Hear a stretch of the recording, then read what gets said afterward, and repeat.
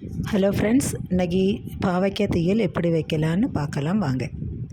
பாவைக்காய், நல்ல பச்சை பாவைக்காய் சின்ன சின்ன துண்டாக நம்ம வெட்டி வைக்கணும். இது கொஞ்சம், அதாவது ஒரு 2-3 பேருக்குள்ள பாவைக்காய் தான் நான் யூஸ் பண்ணியிருக்கேன்.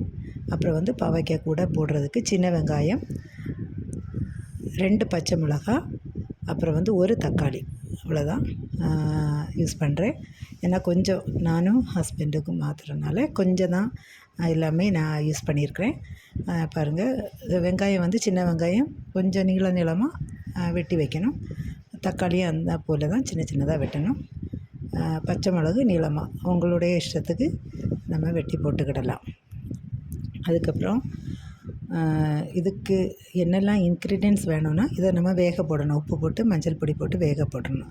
அப்புறம் தேங்காய் எடுத்து நல்லா திருவி நம்ம சீன்சட்டியில் போட்டு வறுக்கணும். அது கூட கொத்தமல்லி பொடி, மிளகாய் பொடி, கொஞ்சம் காயப்பொடி போடலாம்.